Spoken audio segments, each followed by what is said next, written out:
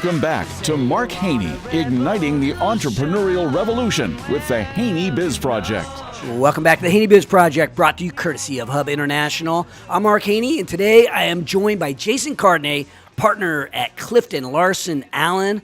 How you doing, Jason? Very good, Mark. Thank you for letting me be on this entrepreneurial revolution. I appreciate you being here. We all need to have financial advice in our life, and you have been that person for me for the last, what have we been working together, about 20 years or something? At least. Yeah, so, we have CPA here at HaneyBiz. We have CPAs on staff, but when we don't have the answer, which is occasionally, or if we have something in the realm of tax or audit, you're our man, Jason, and we want to dive into your brain a little bit today, especially as we think about tax reform, right? That's all I'm hearing about in the news these days. That's about all the good news I'm hearing, tax reform.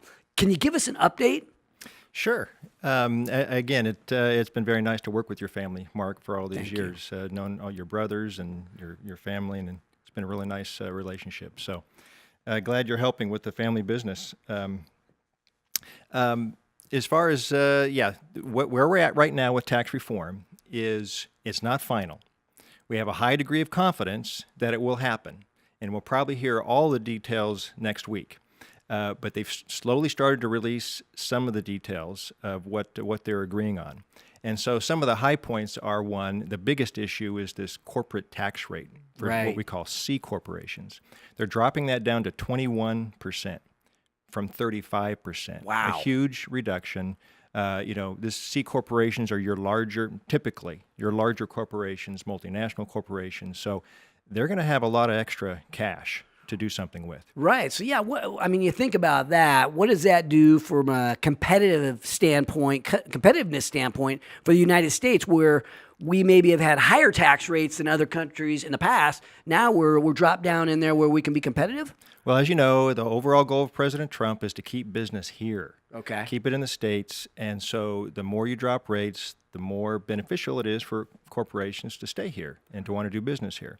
So that's the goal, keeping more cash in the country and, allow business. I think we have, 13, 15 businesses around here. I think we have a couple of C-Corps, but the rest are more what we call pass-through type of entities. What kind of tax breaks can we expect for the average Joe who's got an LLC or an S-Corp or a partnership? Right. So now you're talking more and more family business, closely held, your S corporations, LLCs, partnerships, sole proprietors. So the benefit that they're getting is they're going to get a 20% deduction on their income. Okay. So, for example, if they have a $100,000 business profit, they can take off the $20,000. And then the remaining $80,000 will be subject to normal tax rates. Okay. Which the highest tax rate under this new plan is going to be is adjusting to 37%. So the highest individual tax bracket for federal purposes will go to 37%. It was 39.6. So which is better than to be a C Corp where you have this 21% tax rate or an S Corp where you've got this calculation? Right. So this will be the big discussion point. Everybody's going to wonder, well, gee, should we run to be a C corporation? Should we change? And you should not rush to judgment to do that. You should confer with your tax advisor. This is when you need Clifton Larsen Allen to give you the scoop. So, because you have to remember that C corporation has a 21% tax rate. That's great. But in order to get the money out of that corporation to you and to put it into your pocket as an owner, there's a dividend tax, which is about 20%. So you add the two together, you're at 41% tax when you have this C corporation structure. Now, the business owner who is serious about keeping money in the business and growing the business, that's an option. That's an opportunity to have that C corporation structure, because they're not going to pull their money out and pay that dividend tax. They're going to keep it in there, pay less tax, have more cash to grow the business. And so that's a real good example of why we would. Well, it seems like in the past we've thought, hey, if I have a family business, I'm probably going to want to have a S corp, LLC, a pass through. But some of these we'll call it venture-backed startups, they'll typically like to come in with more of a C corp because they may have tons of shareholders and they have these dreams of really hitting it big, maybe even going public. I mean, how do we decide whether we want to have an S corp or a C corp how does the average Joe decide? Well, you bring up a good point. Most of your venture capital money does like the C corp option because the end game is often to maybe go public. And of course, to have a public corporation, you have to be a C corporation. And so they're planning for the future, planning for a public offering. So that's when you'd be a C corp. Family business, you can be an S corp, an LLC. You can keep that status for as long as you want. If you see you're going to have investors come in, have a public offering at that point in time, then you would change. You could change to become a C corporation. Well, thinking about, okay, so we've been talking about business, but I know we have some listeners that are just like, hey, what's it going to do to my paycheck, right? Mm-hmm. Is the average worker going to end up with, in 2018, a little bit bigger smile on their face because they've got more money in their pocket? Right. So good point. This is not effective for the year we're in. This is not effective 2017. 2018, January 1 is when we think this will begin to take effect. From my vantage point, it looks like across the board, everyone's going to benefit. Everybody gets a little help. Now, there's a lot of moving pieces. It's possible somebody could not benefit, but by and large, across the board, everyone's going to benefit. And of course, those that pay more taxes are more likely to get the bigger benefit. Okay. But rich to poor, poor to rich, everyone is going to have a benefit. Well, we were talking about family businesses with Ken Monroe and how you pass down businesses sometimes from generation to generation. What about inheritance tax? How should we be thinking about that? Another good point, as the new law addresses that, currently, if you die, you can have an estate worth $5.6 million. And so long as it's that much or less, there's no estate tax. Okay, so you skip the estate tax. So if it's a husband and wife estate, you can have maybe roughly $11 million and not be taxed.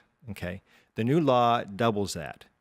Oh, okay. So you're now up to over $20 million of estate. So if your estate is less than $20 million as husband and wife, you can gift that all to the kids without estate tax. How do you think that this, well, one more thing I'll ask you about. They talk about repatriation, right? So you have all this money that's sitting overseas in all these foreign countries. You're right. American companies have this stockpiles of cash in other countries, and they want to get it back into the United States so that we can deploy it here. How's repatriation, right?